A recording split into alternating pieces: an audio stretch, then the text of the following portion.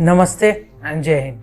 हाल ही में मैंने एक वेब सीरीज़ देखी। उस वेब सीरीज़ का इंतज़ार हम लोग कई दिनों से कर रहे थे और इसका अभी थर्ड पार्ट आ चुका है। हाल ही में मैंने फिनिश की है एक बदनाम आश्रम सीज़न 3।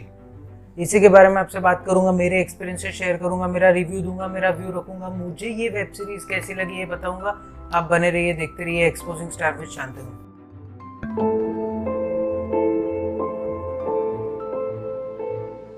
तो हाल ही में मैंने एक वेब सीरीज देखी। उस वेब सीरीज का नाम है आश्रम 3। अब सबसे पहले इसके स्टार कास्ट की बात कर लेते हैं। सबसे पहले इसमें है मेरी पर्सनल फेवरेट और बहुत ही ज़बरदस्त एक्टर बॉबी देओल।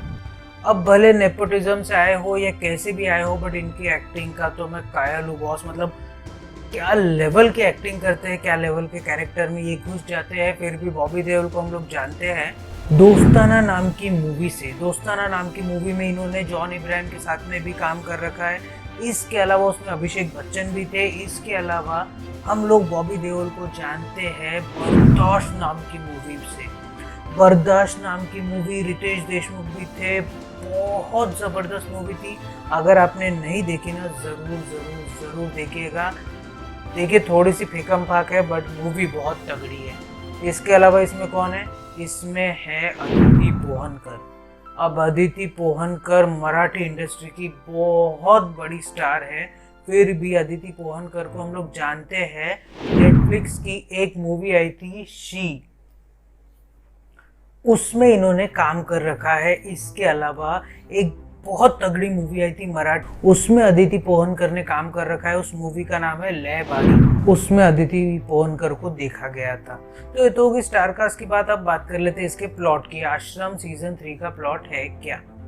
जैसे आपने देखा होगा सीजन 2 के एंडिंग में कैसे किसी तरीके से अदिति पोहनकर कामयाब हो जाती है उस बाबा का, जो बॉबी देओल का जो आश्रम है, उससे कैसे तो भी भागने में कामयाब हो जाती है। पर अब बॉबी देओल एक सेक्स एडिक्ट रहता है। उसकी ऐसी इच्छा रहती है कि भाई जिसको जो लड़की चाहिए उसको चाहिए।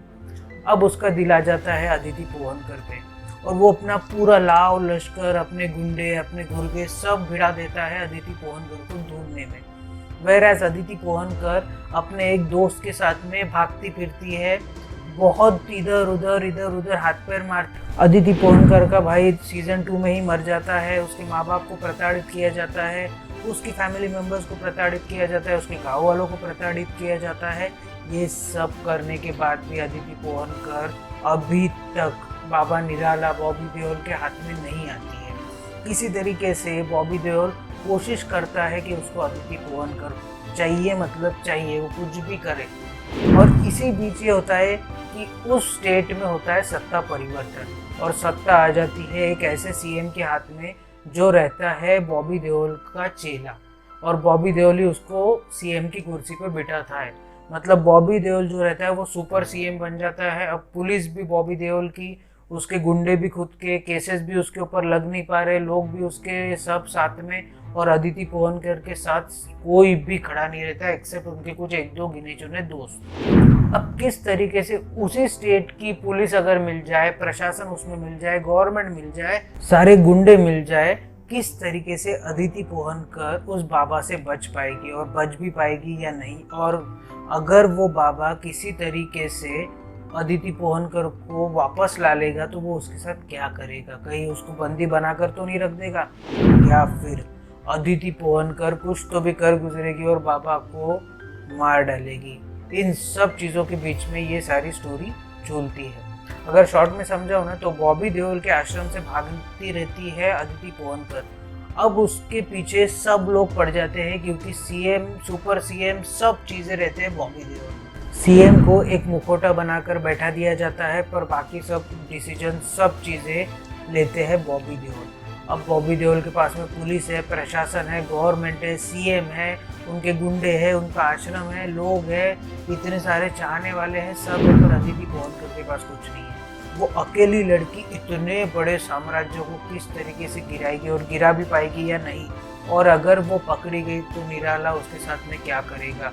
और अगर वो नहीं पकड़ी गई तो कहीं वो बाबा निराला का मर्डर तो नहीं कर देगी? इन सब चीज़ों के बीच में ये सारी स्टोरी झूलती है। तो ये तो होगी स्टोरी की बात। अब बात कर लेते हैं इसके एक्टिंग की। एक्टिंग मुझे कैसी लगी? यार बॉबी देओल, अदिति पोहनकर, मतलब अनुप्रिया गोयंका, कौन कौन नहीं है इसमें। मतलब एक एक गुलदस्ता सा हम लोग तैयार करते हैं ना, उस टाइप का लग रहा था। और एक्टिंग में लिटरली यार, मतलब प्रकाश झा ने जिस तरीके से इनको डायरेक्ट किया है, जिस तरीके से सीन शूट करने की कोशिश की है, जिस तरीके से किरदार लिखे हैं, जिस तरीके से किरदार बॉबी देओल ने निभाया है, बहुत ज़बरदस्त एक्टिंग से मैं बहुत बहुत बहुत बहुत ही ज़्यादा खुश हूँ। तो ये तो एक्टिंग के बाद अब बात कर लेते हैं इसके प्लॉट की या स्टोरी की। स्टोरी मुझे कैसी लगी, मैं कंपैरिजन फर्स्ट या सेकंड से अगर करूँ ना, तो मुझे लगा कि बहुत ज़्यादा स्टोरी खींच ली गई है। मतलब इतनी खींची गई है स्टोरी कि कहीं ना कहीं ऐसा लगता है बीच बीच में कि यार नहीं, अब नहीं देखना है। मतलब फटाफट क्लाइमेक्स आ जाए और ख़त्म हो जाए स्टोरी, ऐसा लगता है।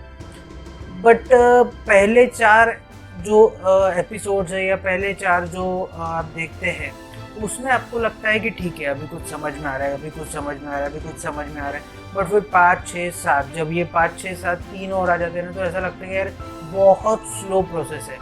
कुछ लोगों को बहुत ज़्यादा गलत दिखाया है, कुछ लोगों को बहुत ज़्यादा अच्छा दिखाया है। अब ये ऑफेंड होने वाली बात है या नहीं मुझे पता नहीं है, क्योंकि मैं इसको थोड़ा सा एंटरटेनमेंट की तरीके से लिया है। मैंने बिल्कुल इसको फिक्शन के तरीके से लिया हुआ है। पर हाँ, ये ज़रूर कहूँगा कि बीच में बहुत ज़्यादा स्टोरी खींचने में आ गई है। ऐसा लगता है कि ये स्टोरी को बहुत ज़बरदस्ती से खींचा गया है। फिर भी अगर आपकी इच्छा है तो आप देख ज़रूर सकते हैं। ये वन टाइम वॉच से थोड़ी सी ज़्यादा है और एकदम बेस्ट से बहुत ज़्यादा कम है। मतलब उतनी भी मुझे अच्छी नहीं लगी है। फिर भी अगर आपकी इच्छा है तो आप देख ज़रूर सकते हैं। फ्री में आ रही है, देखने में कोई एतराज़ नहीं होना चाहिए। और आप क्या कर सकते हैं, अपने हाथों की सफाई का ज़रूर से ध्यान रखिए। बार बार अपने हाथों से अपने चेहरे को मत छूइए। इसके अलावा सोशल डिस्टेंसिंग का ध्यान ज़रूर रखिए। मतलब अपने में और अगले में कम से कम 10 से 12 फीट का अंतर रखिए। इसके अलावा भारत में बनी कोरोना वैक्सीन कई प्रक्रियाओं से गुजरने के बाद आप तक पहुंच रही है, तो जब भी आपकी बारी आए कोरोना वैक्सीन ज़रूर लगवाइए। इसके अलावा जब भी आप अपने घर से बाहर निकले, अपने चेहरे को फेस मास्क से कवर करना ना भूलिए।